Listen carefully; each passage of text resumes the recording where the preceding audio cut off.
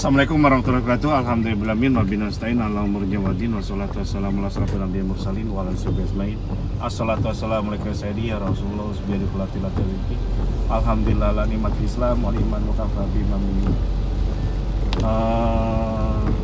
Situasi pandemi saat ini banyak orang yang pendapatannya turun drastis, tinggal 20-30%. Anda bisa bayangkan kalau terus 10% masih bisa, 20% masih bisa.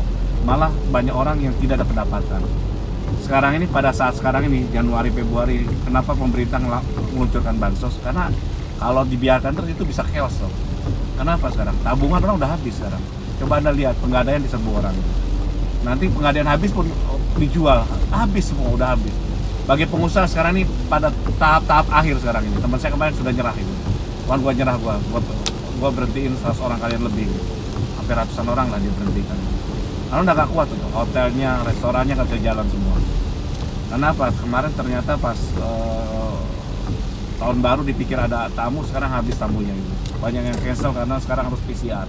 Terus tambah sekarang dengan adanya lockdown orang asing masuk ke Indonesia 14 hari. Mungkin ditambah, kenapa? PSBB aja sekarang dikenakan, sekarang PSBB lagi. Apakah kelengah gitu? Mungkin Januari, Februari, Maret ini banyak udah berhenti kan. Ada teman saya yang ini nanti saya kasih solusi bagaimana caranya Anda tidak terlalu stres, tidak terlalu pusing gitu, tidak terlalu sakit. Terus ada bandingannya, harus ada contohnya gitu. Kalau kita nggak ada contoh, Ridwan ini hanya ngomong tok gitu atau apapun. Dan saya udah buktikan jalanin gitu. Jadi saya terus bersyukur. Kalau bersyukur, Allah akan tambah kenikmatan kita. Tapi kalau kita ingkar, kita tidak bersyukur, itu kita bisa masuk kufur dulu, karena kita tidak mensyukuri apa yang Allah berikan dulu. Ini pentingnya bersyukur. Nah, supaya kita syukur, kita cari contoh-contoh yang baik dulu. Jadi ada teman saya kemarin posting, mungkin Anda sering dapat postingannya, makanannya sekarang ini cuma nasi, sayur bening sama tempe gitu. Dan tempe sekarang mahal lagi, susah lagi. Aduh, kena semua dah. Ya udah, jadi teman saya ada yang makan seperti itu. Dan saya pernah nyaksikan ada sahabat saya, akhirnya dia cukup mampu jadi orangnya gitu. Kenapa? Dia kalau orang makan di warteg dulu ya, waktu saya di penerbangan dulu, saya pernah di penerbangan dulu. Dan saya makan di warteg itu minimal habis lah sekarang itu, dalam artian sekarang itu ya 10.000 atau 8.000. Itu sederhananya. Jadi es teh manisnya 2.000, makanannya 6.000. Itu udah sederhana. Atau 10.000 lah, 8.000, es tehnya 2.000 atau 3.000, 7.000, 3.000. Nah, teman saya ini kalau makan itu paling banter habis cuma 4.000 atau 5.000. Loh, kok bisa? Ya itu dia hebatnya dia. Mungkin 3.000-an gitu, atau 2.000, 4.000-an gitu. Kenapa bisa? Karena dia hanya makan nasi sama sayur, udah selesai. Terus tempe gitu. Mungkin 5.000 lah gitu. Seperti itu. Sampai semua namanya mirip nama saya gitu. Rifwan namanya gitu. Tapi herannya dia adalah, saya tanya, kalau ini makan bukan sekali, sob. Hampir setiap saat makannya seperti itu terus gitu. Kalau makan sekali-kali aja mungkin nggak apa-apa ya, mungkin kurang uang gitu. Enggak, ini hampir setiap hari dia makan seperti itu. Karena saya teman satu kos-kosan gitu. Dan ternyata yang punya mobil duluan, Kijang dulu, kita ngotak waktu itu ya. Itu dia duluan yang punya mobil duluan. Karena dia kumpulkan uangnya. Jadi sebenarnya saya tanya ke dia, kenapa Wan makan lu sederhana gitu? Dia nanya, loh kita kan udah gede Wan, katanya. Saya mempersiapkan untuk anak saya aja gitu. Jadi kalau kita udah dewasa, ini makanan kita nggak usah jauh-jauh. Saya sederhanakan makanan saya supaya keinginan saya nggak terlalu banyak gitu. Jadi seperti itu. Dia dulukan rumah dulu, dia dulukan mobil dulu. Ya seperti itu. Kalau saya rumah udah ada dari orang tua gitu. Udah dikasih tanahnya segala rumahnya gitu. Saya tinggal mobil aja. Sekarang saya udah kebeli mobil gitu. Luar biasa nggak coba? Subhanallah. Jadi itu. Nah sekarang kemarin kita lihat teman-teman saya kelihatan sedih, curhat. Wan, biasanya saya kontrak rumah gitu. Sekarang cuma kos. Dulu kontrak rumah sebulan tuh 4 juta gitu. Setahun sekitar 50 jutaan lah gitu setahun. Sekarang ini sederhana ya, 2 kamar gitu, 2-3 kamar gitu. Nah sekarang ini saya cuma 1 kamar kecil, uang kos-kosan hanya 700.000 gitu. Makan pun sekarang kamu lihat segini kan ya, pendapatan 10 juta sekarang pendapatan paling 2 jutaan gitu. Habis sob, 2 juta, 1,5 2 juta, habis-habisan gitu. Jadi padahal ya dulu 10 juta lebih pendapatannya, sekarang minim sekali gitu. Jadi makannya cuma segitu. Bagaimana caranya? 20-30 ribu itu cukup untuk 1 hari, pagi sampai malam makan ini. Dan ini ya udah, kita kan kelihatan miris gitu. Padahal sob, kalau kita lihat mirisnya, kita belajar dari Siti Fatimah Az-Zahra itu. Jadi Fatimah ini adalah ya Allah, adalah putri kesayangan Nabi Muhammad, ya Allah.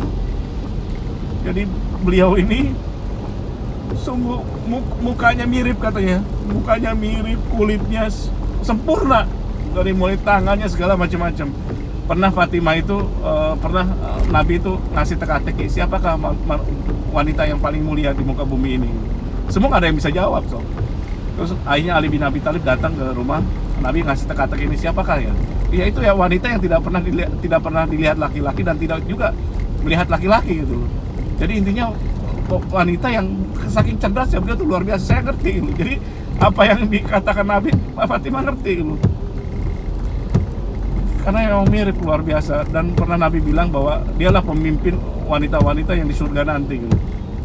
Wanita surga gitu. Jadi benar sangat mulianya Fatimah dan sangat disayangnya. Dan Nabi itu Muhammad ya, sehari itu hampir 2 kali datang ke rumahnya minimal gitu. Kalau berangkat ke keluar kota juga sama, berangkat pasti ke rumahnya dulu, pulang ke rumah Fatimah dulu, saking sayangnya. Tapi apa coba yang terjadi pada Fatimah? Anda harus tahu ya. So saat ini kita belajar ya, bukan gimana. Ini saya belajar, ini aja. Saya hanya nyampaikan aja. Saya banyak dengar dan banyak baca gitu. Saat Nabi itu nangis terus-terusan gitu. Datang Abu Bakar nangis, datang Umar nangis, datang siapapun nangis, Utsman segala macamnya nangis.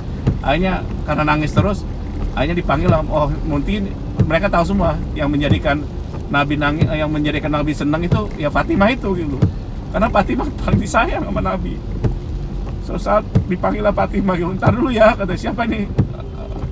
Ini saya sahabatnya Nabi, terus saya dipanggil untuk memanggil kamu, engkau, karena Nabi nangis terus tadi, kedatangan siapapun gitu. Hanya engkau yang mungkin bisa meredakannya gitu. Sebentar ya, saya pakai baju dulu gitu. Pakai baju, datang hadap Nabi. Di situ coba apa yang terjadi? Semua takbir, Allahu Akbar gitu. Karena banyak sahabat yang nggak pernah lihat, susah ngeliat Fatimah, karena Fatimah emang ya mulia gitu, jangan dilihat laki-laki gitu. Dia di rumah terus gitu. Dan yang paling membuat Allahu Akbar lagi apa coba? Bajunya itu tambalannya ada 20 tambalan gitu. Baju kasar ada 20 tambalan gitu. Sampai Abu Bakar dan Umar ngomong, apa yang bisa saya bantu? Nggak usah, biarkan aja seperti itu, kata Nabi. Itulah mulianya wanita yang sangat mulia di muka bumi ini, dimulia di surga nanti. Itu baju tambalannya 20.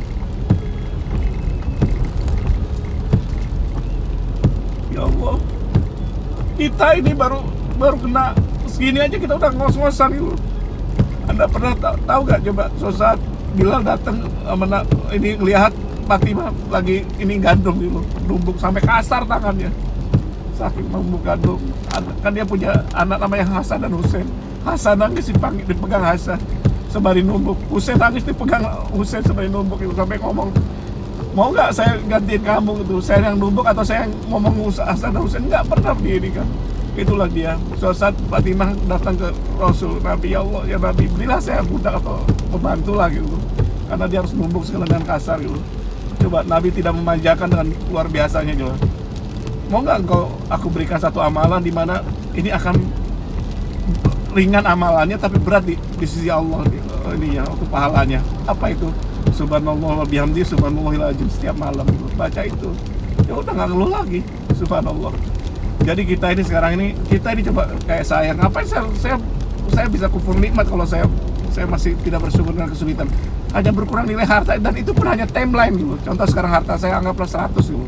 100M, sekarang berkurang tinggal 60M. Ya udah biarin aja gitu. Nanti ke depan juga itu kan belum terjadi, hanya nilai ukuran manusia hari ini gitu. Ke depan bisa aja naik lagi gitu. Atau harta Anda sekarang berapa gitu loh. 100 juta tiba-tiba sekarang turun tinggal 20 juta gitu. Merasa miskin, merasa jatuh atau malah minus gitu.